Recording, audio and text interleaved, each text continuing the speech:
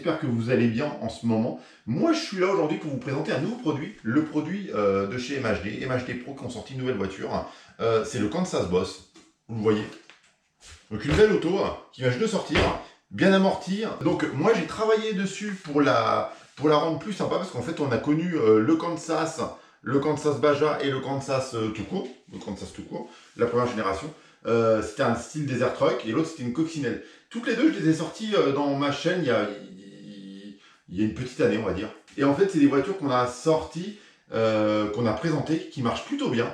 Et moi, à mon goût, la coccinelle, la Baja avait fait son temps. Et au niveau design, elle avait perdu un peu son charme. Et le patron de chez MHD on a discuté ensemble. Il m'a dit, qu'est-ce que tu ferais? Moi, je lui ai dit, un nouveau design, il faut renouveler les carrosseries. Donc, du coup, avec ma participation, on a redessiné une nouvelle carrosserie modernisée avec des petits sliders, une protection de pare-choc pour les wheelings. Donc, ça veut dire que même si elle se retourne, qu'elle frotte un peu sur l'arrière, ça va protéger la carrosserie pour éviter sur la maladie de tout ce qui est, comment ça s'appelle, Monster Truck. On a tendance à manger le cul de la voiture à force de faire des wheelings. On a un système. Donc en fait, c'est une voiture qu'on a modifiée, qu'on a améliorée un petit peu. La voiture, par elle-même, pour moi, elle était très fiable. C'est une voiture que j'ai toujours adhéré et aimé la vendre parce que c'est une voiture qui est fiable. On avait un petit souci, la couronne de transmission, on avait le pignon de transmission moteur qui était en laiton. Il est passé en acier, donc là l'avantage c'est que ça ne bouge plus. Pas besoin de s'embêter avec la couronne acier en transmission. Il faut toujours une couronne un peu tendre. En plus, l'aluminium, ça se mange vite. Il faudrait une grosse couronne acier si on veut vraiment être fiable. L'alu, je ne suis pas fan du tout. Je vous conseille de rester plastique, acier. Ça tient très bien. Moi, j'ai roulé très très longtemps avec le Kansas tout court et le Baja. Et j'étais en acier et en couronne. Moi, j'avais trouvé une solution pour la modifier. Et j'avais déjà transformé ce fameux pignon-là. Donc, on a donc un nouveau design avec une nouvelle carrosserie. Un système d'éclairage à LED devant.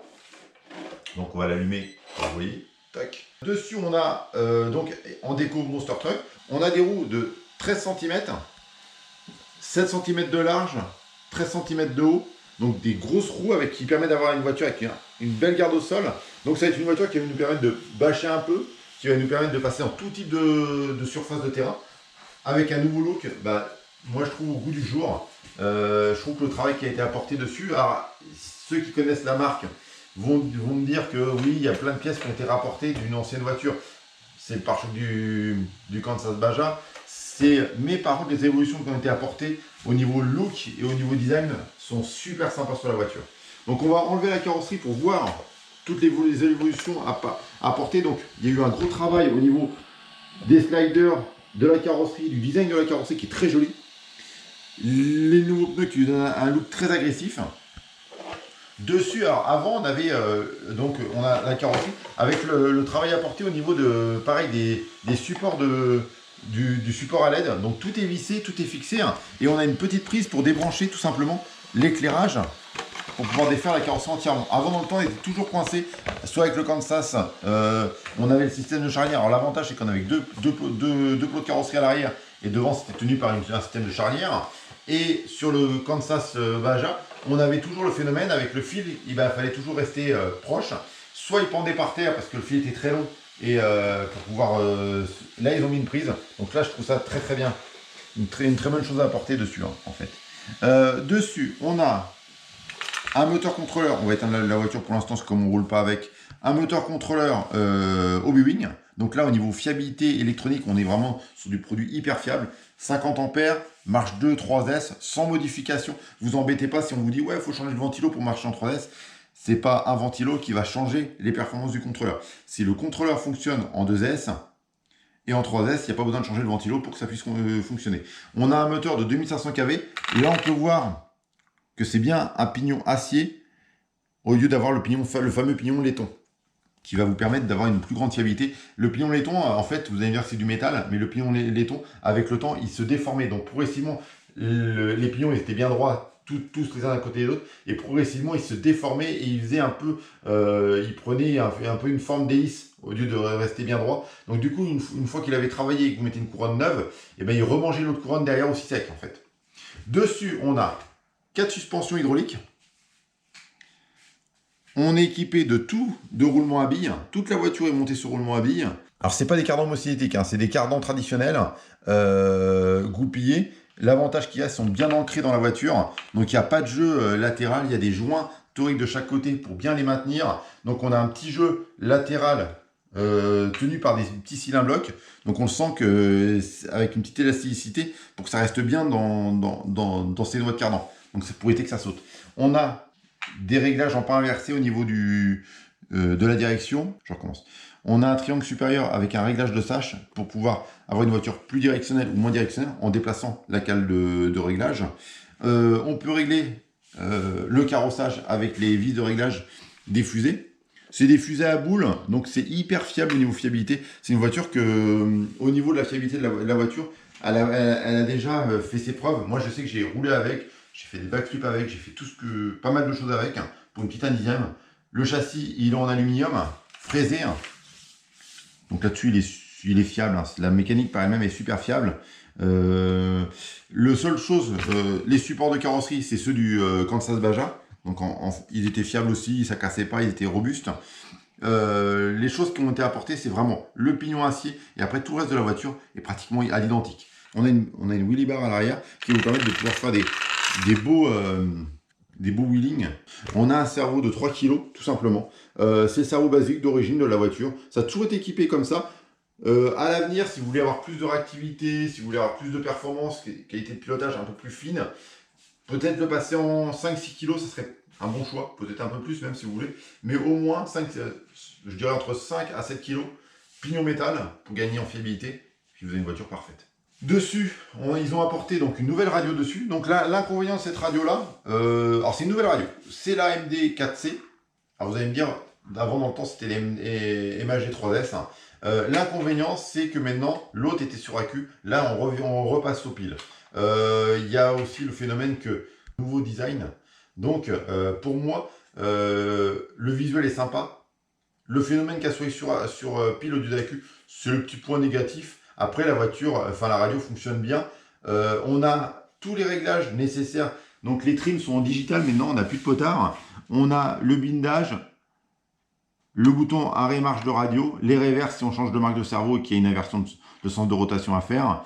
On a les LED qui vont nous donner les applications si rouge, clignotante ou voir si la radio est bien chargée ou pas. Les voies supplémentaires, donc on a une troisième voie en 3 positions et une quatrième voie en tout ou rien. Donc on va pouvoir mettre un éclairage style allumé éteindre. C'est une voiture qui est livrée, qui vaut dans les 350 €, qui est livrée sans accu chargeur.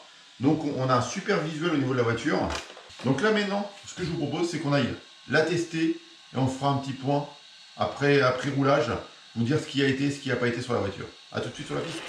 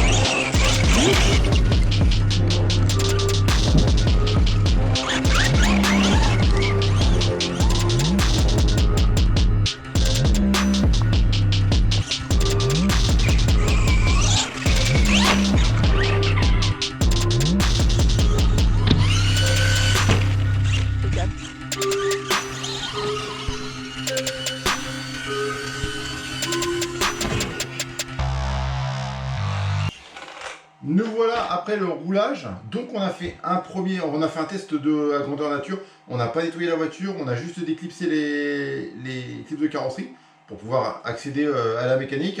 On peut voir que la carrosserie, quelques micro-rayures, rien de grave. La voiture elle est en parfait état. Si on prend un petit chiffon pour la mettre toute belle après l'utilisation, on va pouvoir la remettre très rapidement comme neuve. Comme ça, elle est toute belle, pratiquement toute belle comme... On va remettre un petit coup de soufflette après pour l'entretien, le vrai entretien. On va contrôler les serrages de vis après ce premier roulage. Pensez, toute nouvelle voiture doit être contrôlée au niveau des serrages de vis, que ce soit du Traxxas, que ce soit n'importe quelle marque de voiture. Pensez à contrôler les serrages de vis. Cette marque de voiture là, va faire la même chose.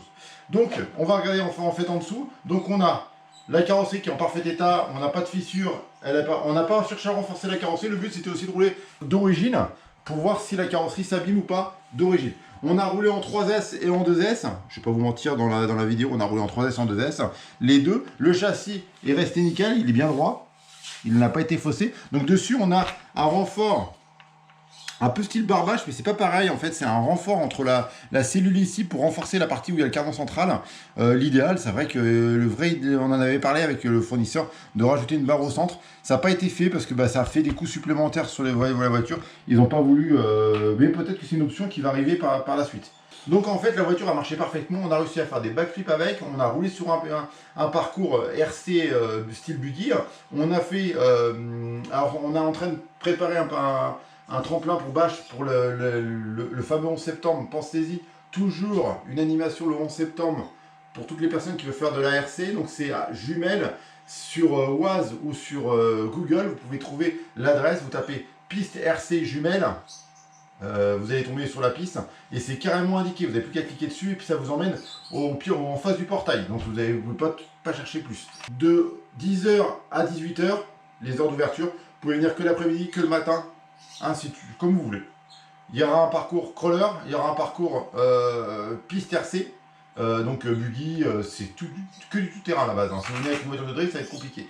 Il y aura un tremplin pour faire du bâche aussi. Hein. Donc le tremplin qu'on a utilisé aujourd'hui est en cours de fabrication. Donc il y a une partie où il était encore en palette.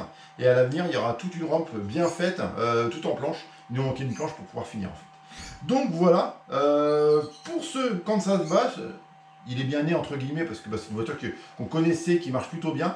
On a pu voir qu'il fonctionnait parfaitement bien.